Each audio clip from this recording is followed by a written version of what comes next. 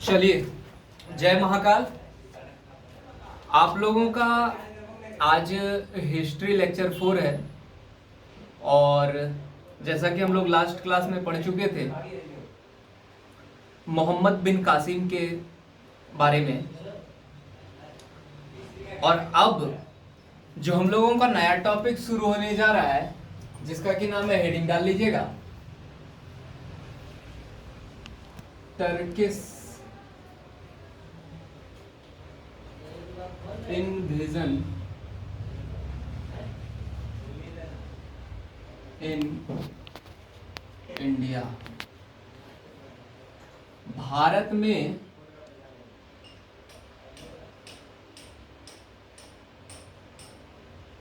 तुर्कों का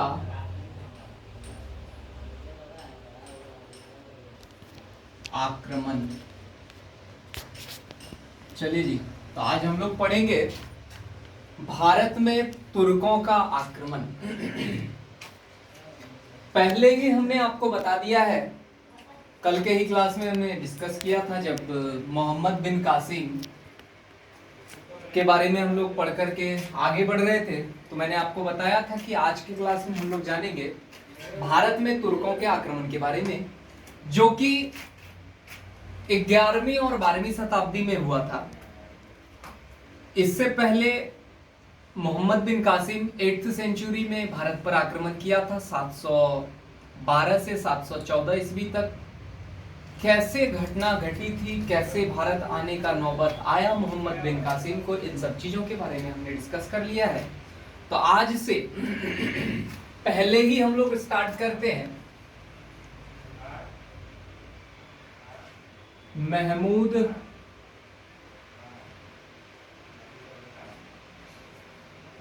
गजनवी के बारे में। महमूद गजनी जिसे कहते हैं, महमूद गजनी या महमूद गजनवी, जो भारत पर 1000 से लेकर के 1027 तक, 1000 ईस्वी से लेकर के 1027 ईस्वी तक भारत पर राज किया इन्होंने। भारत पर आक्रमण करने वाला सबसे पहला सफल आक्रमणकारी जो तुर्क से था, वही माना जाता है Mahmud Ghaznavi. First Turkish who invaded India is Mahmud Ghaznavi. ये एक तुर्क का था, टर्किश था, लेकिन शासन करता था अफगानिस्तान के गजनी पर, और अफगानिस्तान के ही गजनी वंश का ये था। गजनी वंश का फाउंडर का अगर बात किया जाए तो इस गजनी वंश का फाउंडर है, संस्थापक है अलप्तगिन। गजनी डायनेस्टी का ये था, और गजनी का फाउंडर अलप्तगिन को माना जाता है।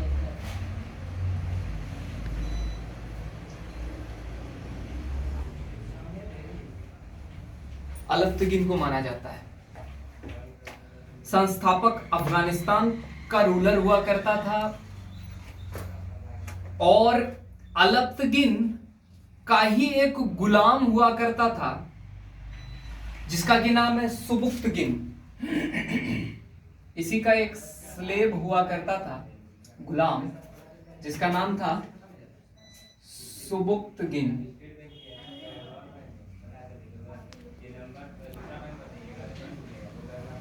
सुबुक्तगिन। और इसी सुबुक्तगिन का एक बेटा हुआ करता था, जिसका नाम था महमूद गजनवी।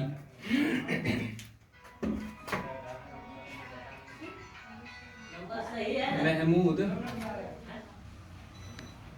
गजनवी, यही वो महमूद गजनवी था जिन्होंने 1000 से 1027 ईस्वी तक भारत पर राज किया।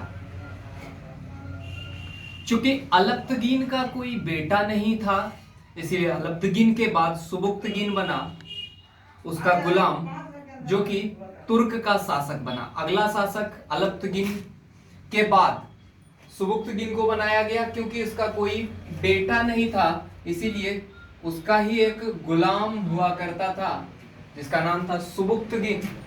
वही सुबुक्तगीन बना अगला शासक, और उसी का बेटा महमूद गजनवी जो भारत पर शासन किया।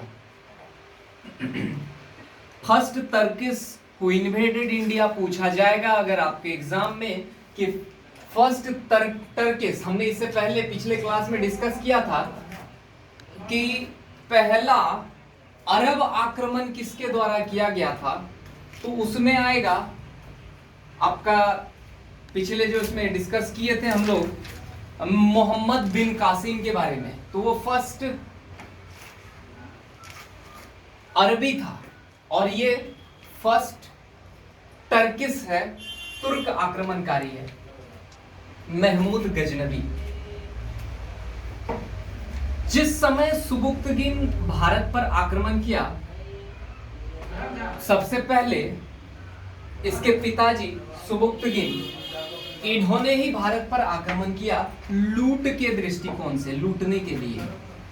लेकिन जिस समय सुबुक्तगीन ने भारत पर आक्रमण किया, उस वक्त भारत में चल रहा था हिंदू शाही वंश या हिंदू शाही डायनेस्टी,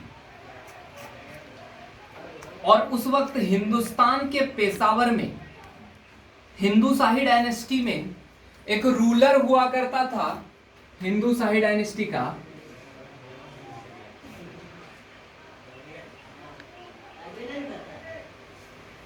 उस हिंदू शाही डायनेस्टी का रूलर हुआ करता था जिसका कि नाम जयपाल हुआ करता था। हिंदू शाही डायनेस्टी का रूलर था जयपाल।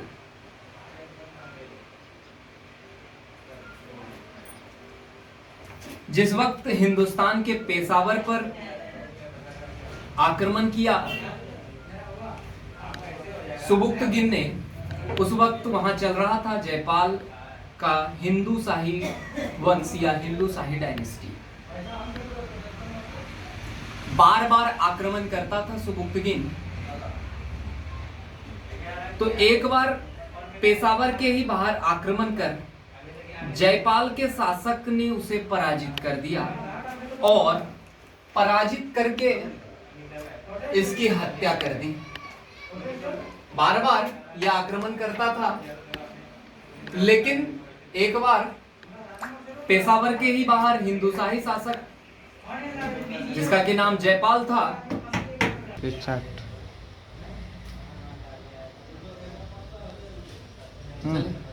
जयपाल के शासक ने उसकी हत्या कर दी, और जैसे ही सुबुक्तगीन की मृत्यु हुई, उस वक्त चल रहा था ईस्वी 957-58 के बीच, और जब इसकी हत्या हो गई तो इसी का एक बेटा जिसका कि नाम था महमूद गजनवी, जो कि बैठा तुर्क की गद्दी पर। लेकिन ये ऐसे ही नॉर्मली नहीं बैठ गया अपनी गद्दी पर महमूद गजनवी। जिस वक्त ये गजनी के सिंहासन पर बैठा, उस वक्त ही इन्होंने एक कसम खाई कि जब तक मैं जिंदा रहूंगा भारत पर हर बार आक्रमण करूंगा।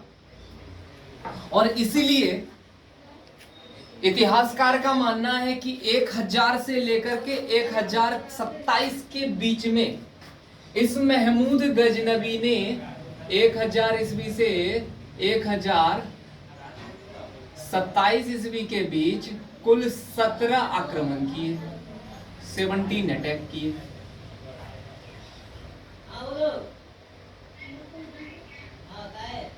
महमूद गजनवी के द्वारा भारत पर किया गया था, क्योंकि इन्होंने कसम खाई थी कि हर बार भारत पर आक्रमण करूंगा। और यही कारण हुआ कि इसका पहला फर्स्ट अटैक जो पंजाब के सीमावर्ती क्षेत्र पेशावर पर किया, लेकिन शासक उस वक्त भी यही जयपाल था और हार गया। पहला पहला आक्रमण 1000 ईस्वी में महमूद गजनवी के द्वारा किया गया पंजाब के ही सीमावर्ती क्षेत्र जहां का शासक हुआ करता था जयपाल, लेकिन वो जयपाल से हार गया। पहला आक्रमण महमूद गजनवी हार गया और उसके अगले ही वर्ष 1001 ईस्वी में एक ऐतिहासिक युद्ध लड़ा गया जिसके बारे में जानते हैं।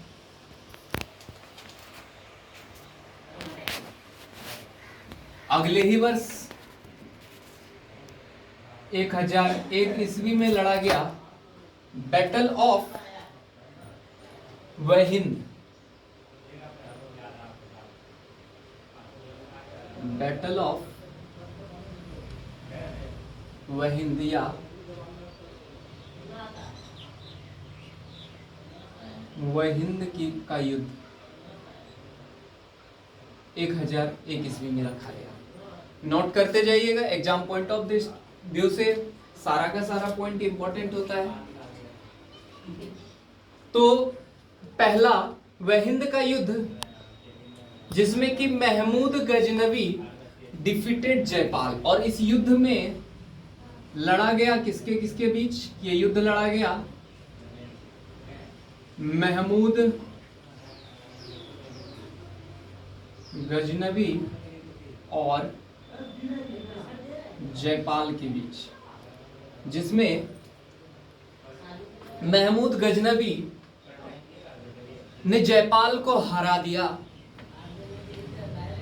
लेकिन जयपाल को हराने के बाद इसकी हत्या नहीं की, बल्कि इसको बेइज्जत करके, जलील करके छोड़ दिया। और हार के बाद ही जयपाल, हराने के बाद जयपाल की हत्या नहीं की, बल्कि उसको जलील करके छोड़ दिया। और इस हार से डिप्रेस्ड जयपाल आग में कूदकर आत्महत्या कर लिया। आग में कूदकर आत्मदाह कर लिया। ध्यान रखिएगा, हम लोग बहुत सारे शासकों के बारे में पढ़ेंगे। सारे शासक के मौत का खबर रख पाना पॉसिबल है नहीं, तो इतिहास उन्हें ही याद रखती है जो थोड़े अजूबे ढंग से मरता है। आग में कूदकर, सीढ़ी से गिरकर, छत से फिसलकर, या फिर पोलो खेलने के दौरान। तो ऐसे ऐसी घटनाओं के बारे में हम लोग जानेंगे। तो उसमें से पहला ही ये याद रखिएगा कि आग में कूदकर आत्महत्या करने वाला, आत्मदाह करने वाला, मरने वाला शासक ही कौन कहलाता है? जयपाल। तो 1001 ईस्वी में जयपाल की मृत्यु होती है और महमूद गजनवी जीतता है। पहला युद्ध महमूद गजनवी जो 1000 ईस्वी में हार जाता है, अगले ही वर्ष जब 1001 ईस्वी में आक्रमण करता है तो ये जीत जाता है। और जयपाल कमिटेड सुसाइड, आग में कूदकर अपनी आत्महत्या कर ली। Jaipal committed suicide. चूंकि गजनवी के शासक, चूंकि गजनवी ने कसम खाई थी कि हर साल भारत पर आक्रमण करेगा, तो ये सिलसिला चलता रहा। और यहीं पर गजनवी ने जिहाद का नारा दिया।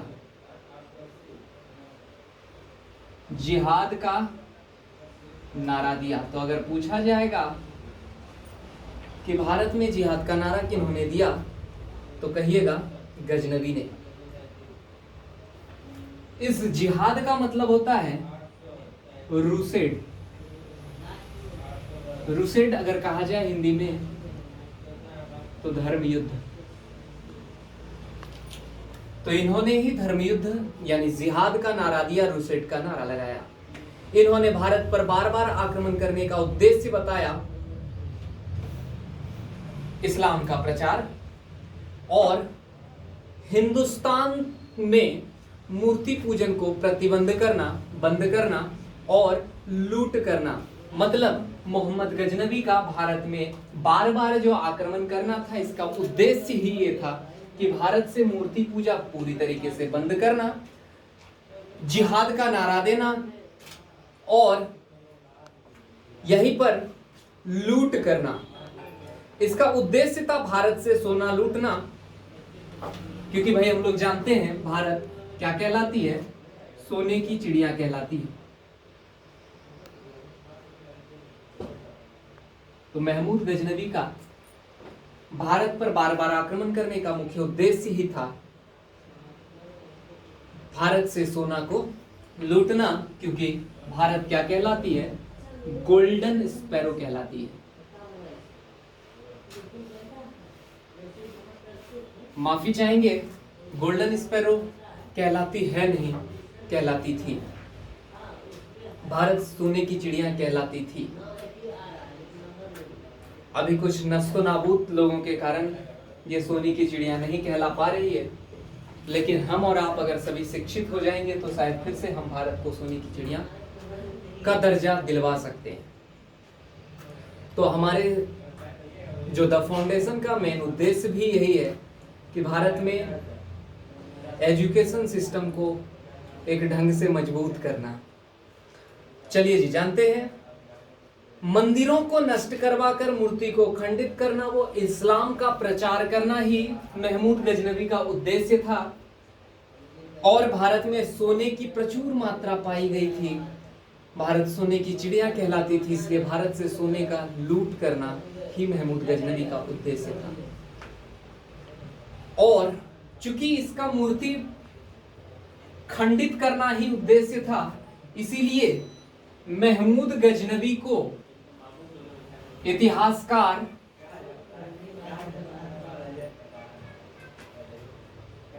मूर्ति भंजक भी कहते हैं।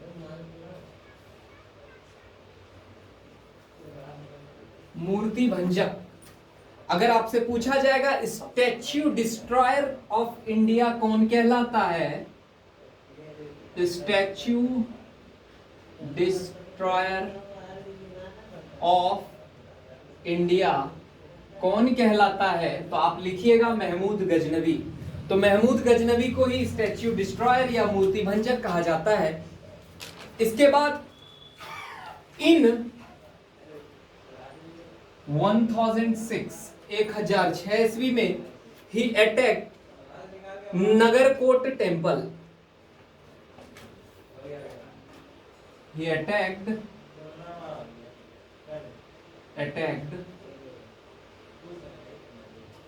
नगरकोट टेम्पल। इन्होंने नगरकोट के मंदिर पर, नगरकोट मंदिर पर आक्रमण किया। नोट्स अपने हाथ से बनाए, लिखा हुआ अगर आप बनाते हैं तो बहुत ही फायदेमंद होगा, आपके लिए फायदा करेगा। जैसा कि हम लोग जानते हैं नगरकोट का मंदिर कांगड़ा नामक जगह पर है। कांगड़ा हिमाचल प्रदेश में है। इन कांगड़ा हिमाचल प्रदेश, हिमाचल प्रदेश में है कांगड़ा का नगरकोट मंदिर, जिस पर 1006 ईस्वी में इन्होंने आक्रमण किया। और इसके बाद 1008 ईस्वी में होता है सेकेंड बैटल ऑफ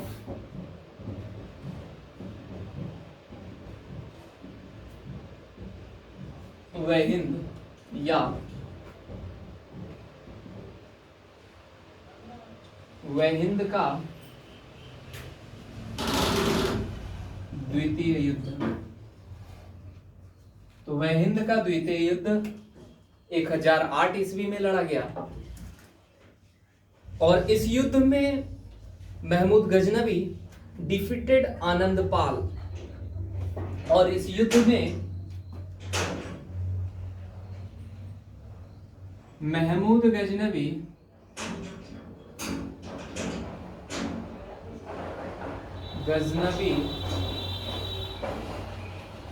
डिफीटेड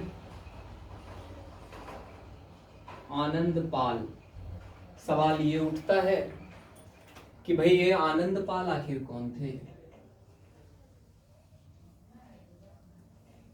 अगर आप लोगों को पता है तो वीडियो को पॉज कीजिए अपने फोन पे और कमेंट पे जल्दी से लिखकर बता दीजिए आनंदपाल कौन था।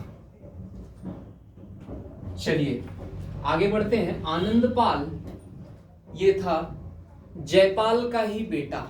जयपाल का ही एक बेटा हुआ करता था जिसका नाम था आनंदपाल, जिसको कि सेकेंड बैटल ऑफ वेहिंद में पराजित किया किन्होंने? महमूद गजनबी ने। इसके बाद लिख लीजिए सन ऑफ जयपाल, यानी जयपाल इसके पिता हुआ करते थे और आनंदपाल बेटा हुआ करता था। जयपाल वही जयपाल है ये जो आग में कूदकर डिप्रेशन के कारण सुसाइड अटेम्प्ट लिया था, मर गया था। 1011 और 12 के बीच ही एक प्रसिद्ध युद्ध लड़ी गई। He attacked on Ujjain and Mathura. इसके बाद 1011-12 में he attacked on Ujjain and Mathura. 1011-12 ईस्वी में इन्होंने उज्जैन और मथुरा पर आक्रमण किया। इसके बाद 1014 ईस्वी में जो सबसे फेमस है, एग्जाम में बहुत बार पूछा जाता है, सबसे इंपॉर्टेंट है, 1014 ईस्वी में ही इन्होंने सबसे महत्वपूर्ण अटैक किया था। He attacked on Sthaneshwar Mahadev. Sthaneshwar Mahadev temple पर आक्रमण किया जो थानेश्वर नामक जगह पर है। He attacked on Sthaneshwar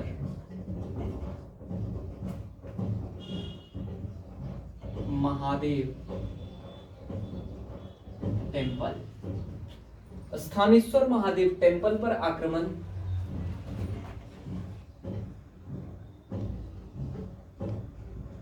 Sthaneshwar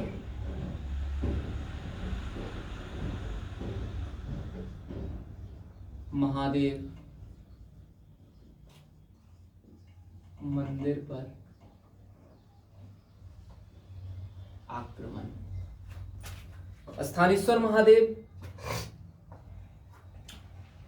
जो कि हरियाणा के थानेश्वर नामक स्थान पर मौजूद है, यह पाया गया है हरियाणा के थानेश्वर नामक स्थान पर। स्थानेश्वर महादेव का टेम्पल है, बहुत ही प्रसिद्ध था। तो इन्होंने आक्रमण किया स्थानेश्वर महादेव टेम्पल पर 1014 ईस्वी में, बहुत ही इंपॉर्टेंट है। और यहीं पर इन्होंने चक्र स्वामी की मूर्ति थी, चक्र स्वामी की मूर्ति पर आक्रमण करके उसे नष्ट कर दिया। He destroyed the statue of Chakra Swami. Lord Chakra Swami का, lord Chakra Swami statue destroyed by Mahmud Ghaznavi. He destroyed the statue of Chakra Swami. और आप लोगों को पता होगा चक्र स्वामी ही हम लोग किसे कहते हैं? लॉर्ड कृष्णा। कृष्णा। तो चक्र स्वामी की मूर्ति को, ठीक है, डिस्ट्रॉय किया, जो कि भगवान श्री कृष्ण का हुआ करता था। इसके बाद महमूद गजनवी का जो एक प्रसिद्ध, सबसे जो फेमस अटैक था, जो 16वां आक्रमण कहलाता है, जो गुजरात के सोमनाथ मंदिर पर किया गया था। इसके बाद जो महमूद गजनवी ने आक्रमण किया, अपना 16वां आक्रमण, जो सोमनाथ टेम्पल पर था,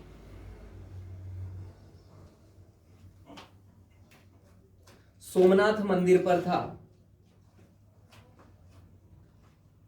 16th अटैक के नाम से फेमस है। 16वां आक्रमण महमूद गजनवी के द्वारा किया गया था। एग्जाम पॉइंट ऑफ व्यू से बहुत ही इंपॉर्टेंट है। यह 1025 में किया गया था। इसका 16वां आक्रमण ऑन सोमनाथ टेम्पल।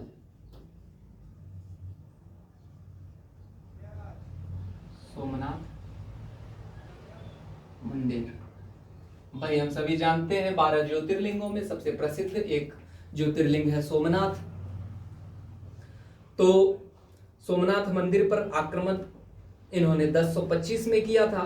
और आपको पता होगा सोमनाथ मंदिर जो कि गुजरात में पाया गया है, अवेलेबल है गुजरात।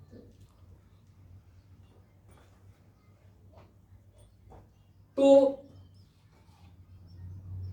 जिस वक्त इन्होंने गुजरात पर आक्रमण किया, ये एग्जाम पॉइंट ऑफ व्यू से बहुत ही इंपॉर्टेंट है, एग्जाम में पूछा जाएगा। 1025 में जो आक्रमण हुआ था महमूद गजनवी के द्वारा, वो सबसे फेमस अटैक है, 16th अटैक भी कहलाता है। और उस समय वहां चल रहा था गुजरात पर चालुक्य वंश या चालुक्य डायनेस्टी, और इस चालुक्य डायनेस्टी का ही राजा हुआ करता था भीमवन। ये भीमवन जो चालुक्य डायनेस्टी का यानी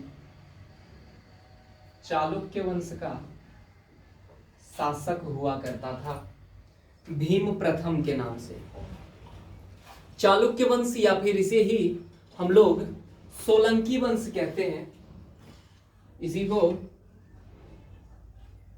सोलंकी वंश भी कहा जाता है। चालुक्य डायनेस्टी या सोलंकी वंश। सोमनाथ मंदिर का निर्माण करवाने वाला शासक, बहुत इंपॉर्टेंट है कि सोमनाथ मंदिर किसने बनवाया था, तो इसी भीम प्रथम ने सोमनाथ मंदिर बनवाया था। सोमनाथ मंदिर का निर्माण करवाने वाला भी भीम प्रथम ही कहलाता है। और अगर ये कहा जाएगा कि सोमनाथ मंदिर किसने बनवाया, तो लास्ट कंस्ट्रक्शन के बारे में भी पूछा जाएगा। Last construction bye Sardar Vallabh भाई पटेल। तो लास्ट कंस्ट्रक्शन इसका सरदार वल्लभ भाई पटेल के द्वारा किया गया था। जिस वक्त की 1025 में आक्रमण किया गया था, मंदिर लकड़ी का बना था और अंदर सोने का खजाना भरा पड़ा था। दरवाजा सोने का था, भगवान शिव की सोने की मूर्ति थी और अंदर अपार सोना भरा पड़ा था। जिस वक्त 1025 में सोमनाथ मंदिर पर आक्रमण किया गया था, तो मंदिर लकड़ी का बनाया गया था, बनवाया गया था भीम प्रथम के द्वारा। और इसका चौखट, दरवाजा और गेट जो कि सोने का स्वर्ण रचित था, और अंदर में भगवान शिव की एक सोने की मूर्ति थी और बहुत सारा सोना भरा पड़ा था, जिसे लूटकर वापस होते वक्त राजस्थान के जाटों से भिड़ंत हो गई महमूद गजनवी की। भाई आपको पता होगा चौखट लूट कर ले जा रहा था और बहुत सारे सोने का लूट करके ले जा रहा था। लूट कर वापस हो रहे थे, आपको बताया मैंने कि चौखट लूट करके वापस जा रहा था, तो राजस्थान के जाट कम्युनिटी से भिड़ंत हो गई और जाटों ने ही उस सोने का दरवाजा लूट लिया गजनवी से। यही लूट करके जब वापस जा रहा था गजनवी, अपना गजनी लौट रहा था, तो उसी वक्त जाट कम्युनिटी से भिड़ंत हुई राजस्थान के जाट कम्युनिटी के लोगों से, और उन्होंने ही इसके सोने के चौखट को लूट लिया और इस तरीके से भारत में रह गया भीम प्रथम द्वारा रचित सोमनाथ मंदिर का चौखट। और इसी का बदला लेने के लिए जाट कम्युनिटी के लोगों से 1027 ईस्वी में महमूद गजनवी का अंतिम आक्रमण हुआ था, last attack of Mahmud Ghaznavi on Jat community. Jat community, तो इसी का बदला लेने के लिए जाट कम्युनिटी के लोगों पर 1027 में आक्रमण किया near Bharatpur and Mathura. Area है नियर भरतपुर एंड मथुरा। यही महमूद गजनवी का सबसे आखिरी आक्रमण था। इसके बाद आक्रमण तो करता, किंतु 1030 ईस्वी में ही डाइड, इसकी मृत्यु हो गई। इसके बाद लिखिएगा, Mahmud Ghaznavi was first Muslim ruler who took the title of sultan and Ghazi. इसके बाद लिखिएगा, he was the first Sultan of India who took the title of He was the first sultan who took the title of, sorry, he was the first ruler, लिखिए, he was the first ruler of India who took the title of Sultan and Gaji। यह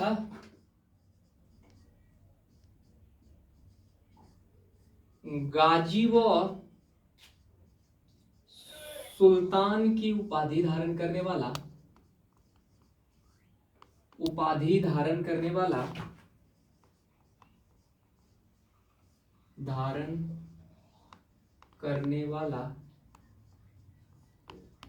पहला शासक था। ये गाजी और सुल्तान की उपाधि धारण करने वाला पहला शासक था।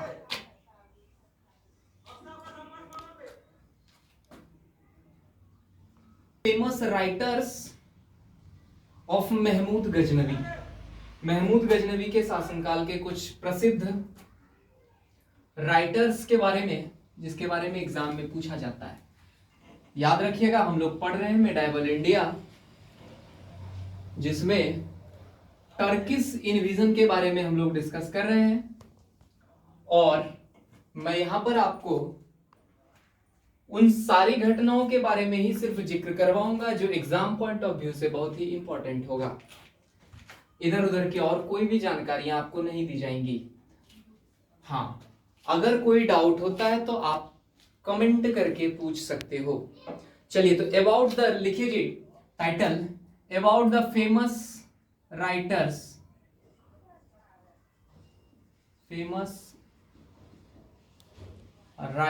ऑफ गजनवी। महमूद गजनवी का कुछ प्रसिद्ध लेखक कौन कौन हुआ करते थे इनके शासनकाल में, दरबार के समय में। सबसे पहला ही लेखक अल बरूनी।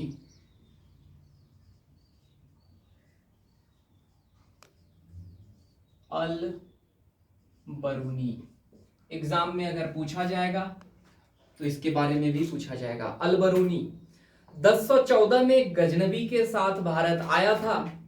एक प्रसिद्ध लेखक अल बरूनी, ये भारत कब आया?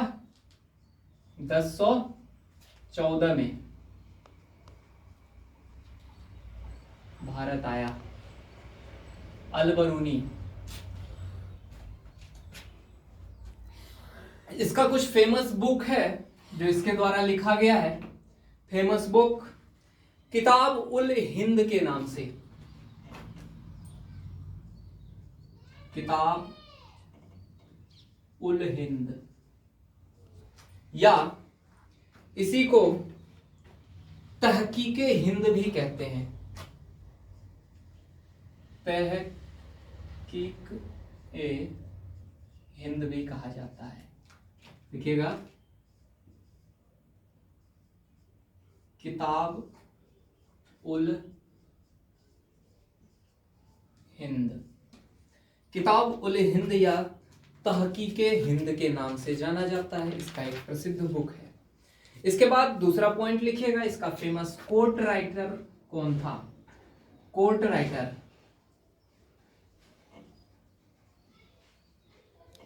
कोर्ट राइटर हुआ करता था दरबारी लेखक जिसे कहा जाता है, या दरबारी से लिख सकते हैं, दरबारी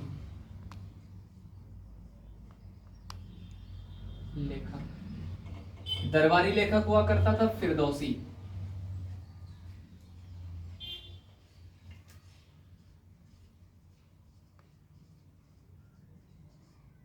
फिरदौसी, इसका दरबारी लेखक हुआ करता था फिरदौसी। और इन्होंने ही एक बहुत ही प्रसिद्ध पुस्तक लिखी थी जिसका नाम है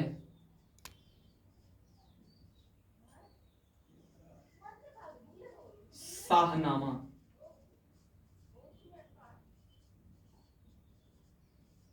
शाहनामा।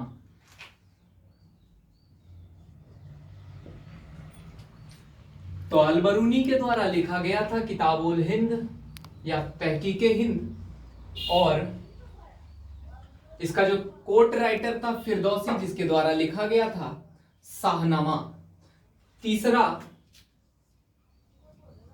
लेखक था उत्तबी। उत्तबी, जिसका की बुक है फारसी चचनामा।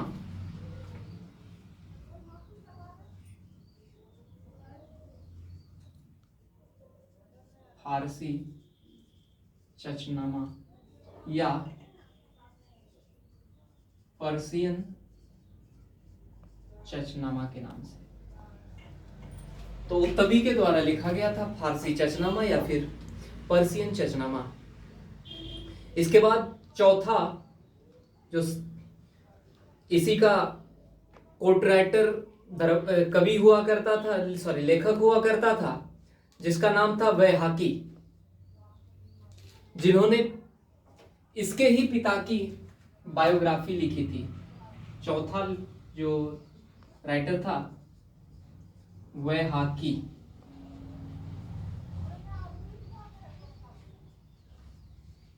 जिन्होंने इसके ही फादर का बायोग्राफी ऑफ हिज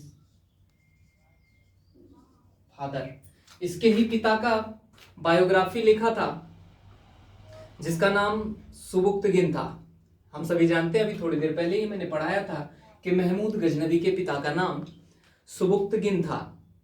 तो सुबुक्तगिन का ही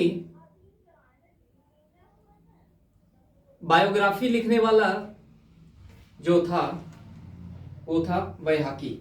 और इसका ही एक बुक था जिसका नाम था तारीख ए सुबुक्तगिन। तारीख ए सुबुक्तगिन,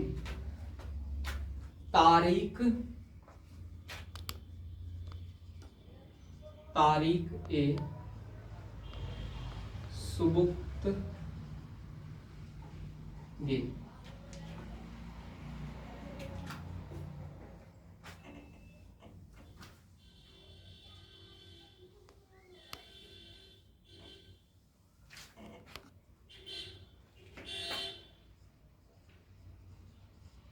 तारीख ए सुबुक्तगिन, तारीख ए सुबुक्तगिन के नाम से लिखा गया है। तो चलिए जी, ये था कहानी हमारा महमूद गजनवी का। और इसके बाद जो अगला तुर्क शासक हुआ जिसका नाम है मोहम्मद गोरी, जिन्होंने भारत पर आक्रमण किया 1175 से 1206 तक, मतलब भारत पर राज किया 1175 ईस्वी से लेकर के 1206 ईस्वी तक, जिसके बारे में हम लोग अगले क्लास में डिस्कशन करेंगे। तो ये कहानी था जिसमें हम एक बार फिर से शॉर्ट समरी आपको राइटर के बारे में बता देते हैं। आपको याद रखना है इसके फेमस राइटर अल-बरूनी के बारे में और कोट राइटर फिरदौसी के बारे में। एग्जाम में ज्यादातर क्वेश्चन यही दोनों जगह से पूछे जाते हैं, हालांकि क्वेश्चन का 2-3 बार सीजीएल में इन सब से भी पूछा जा चुका है, लेकिन ज्यादातर क्वेश्चन इसी दोनों से पूछा जाएगा। तो पुत्तबी के बारे में भी एक बार याद रख लीजिएगा और वैहाकी के बारे में भी याद रखिएगा, लेकिन ध्यान रखिएगा इस दोनों पॉइंट को, इंपॉर्टेंट पॉइंट नोट करते हुए चलिएगा। तो ये कहानी थी वैहाकी और फिरदौसी और अल-बरूनी का फेमस बुक, नाम याद रखना है। तो अगले ही क्लास में जब हम लोग आएंगे तो डिस्कशन करेंगे मोहम्मद गौरी के बारे में। तो अपना अगला पॉइंट नोट करके रख लीजिए, मोहम्मद गौरी, इसके बारे में हम लोग कल पढ़ेंगे। कैसा लगा आप क्लास को कमेंट करके बता दें। जो भी व्यक्ति लास्ट तक मेरे क्लास को देख रहे हैं जरूर कमेंट करेंगे। धन्यवाद।